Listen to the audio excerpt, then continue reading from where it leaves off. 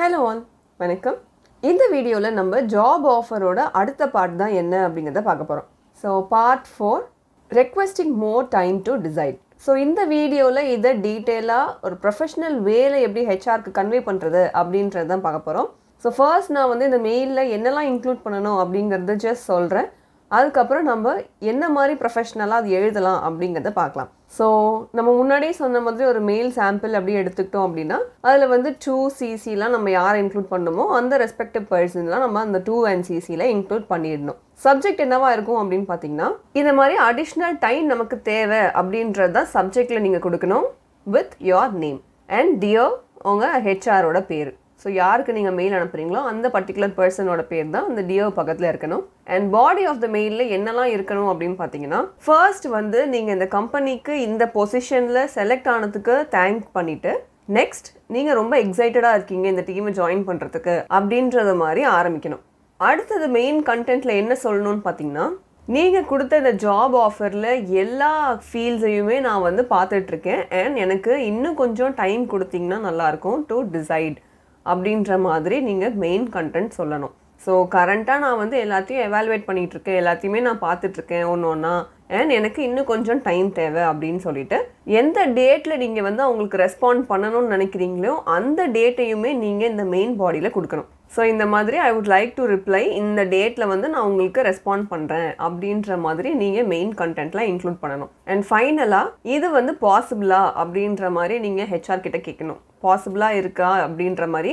So பாசிபிளாக இருந்துச்சு அப்படின்னா நீங்கள் உங்கள் டைமை எடுத்துக்கிட்டு நீங்கள் என்ன டேட்டில் சொன்னீங்களோ அந்த டேட்டில் நீங்கள் அவங்களுக்கு ரெஸ்பாண்ட் பண்ணலாம். ஸோ தேங்க்யூ ஃபார் அண்டர்ஸ்டாண்டிங் இதெல்லாம் சொல்லிவிட்டு நீங்கள் உங்களோட இமெயிலை கன்க்ளூட் பண்ணுறீங்க. அண்ட் ஃபைனலாக thank you, your full name and your contact information. So இதுதான் நம்மளோட இமெயில் ஃபார்மேட்டாக இருக்க போகுது. ஸோ இதை எப்படி நம்ம ப்ரொஃபஷ்னலாக கன்வே பண்ணுறது, எந்த மாதிரி வேர்ட்ஸ்லாம் யூஸ் பண்ணுறது அப்படின்றத நம்ம பார்க்கலாம். ஸோ இப்போ ப்ரொஃபஷ்னலாக எப்படி எழுதணும் அப்படிங்கிறத பார்க்கலாம். ஸோ சப்ஜெக்டில் சொன்ன மாதிரி request for additional time to consider the job offer. So உங்களுக்கு எக்ஸ்ட்ரா டைம் தேவைப்படுது அந்த ஜாப் ஆஃபரை கன்சிடர் பண்ணுறதுக்கு அப்படின்னு சொல்கிறீங்க. அண்ட் யோர் நேம் இங்கே நீங்கள் கொடுக்கணும்.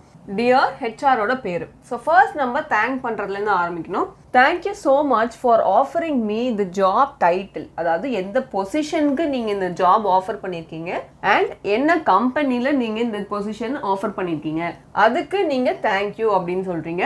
நெக்ஸ்ட், ஐ ஆம் excited about the opportunity to potentially join the team. So இந்த மாதிரி நான் டீமில் ஜாயின் பண்ணி ஒர்க் பண்ணுறதுக்கு ரொம்ப எக்ஸைட்டடாக இருக்கேன் அப்படின்ற மாதிரி சொல்கிறீங்க. இந்த இடத்துல ஒரு லைன் விட்டுட்டு I am currently evaluating all aspects of the offer. So நீங்கள் இந்த ஆஃபரில் இருக்கிற எல்லா ஃபீல்ட்ஸ் எல்லா ஆஸ்பெக்ட்ஸையுமே நீங்கள் பார்த்துட்ருக்கீங்க, எவாலுவேட் பண்ணிகிட்ருக்கீங்க, செக் பண்ணுறீங்க அப்படின்னு சொல்லிட்டு and would appreciate a little more time to make a fully inform decision. So இன்னுமே நான் டிசைட் பண்ணுறதுக்கு எனக்கு இன்னும் கொஞ்சம் டைம் தேவைப்படுது அப்படின்ற மாதிரி நீங்கள் சொல்கிறீங்க. இதை சொல்லிட்டதுக்கப்புறம் தான் அது பாசிபிளா, எந்த டேட்டில் நீங்கள் இந்த மாதிரி ரெஸ்பாண்ட் பண்ணணும்னு நினைக்கிறீங்க அப்படின்றதெல்லாமுமே இதில் இன்க்ளூட் பண்ணணும். ஸோ இதுக்கு அடுத்து நான் அதை எழுதுறேன். ஸோ இதுதான் ஸ்டார்டிங்லேருந்து எப்படி எழுதணும் அப்படின்றதுக்கான ஃபார்மேட். ஸோ அடுத்து could I kindly request an extension on the deadline to எந்த டேட்டில் நீங்கள் ரெஸ்பாண்ட் பண்ணணும்னு நினைக்கிறீங்களோ அந்த நியூ டெட்லைனை நீங்கள் அவங்களுக்கு கொடுக்குறீங்க. ஸோ இந்த மாதிரி ரெக்வெஸ்ட் பண்ணுறீங்க, எக்ஸ்டெண்ட் பண்ண முடியுமா அப்படின்னு சொல்லிட்டு.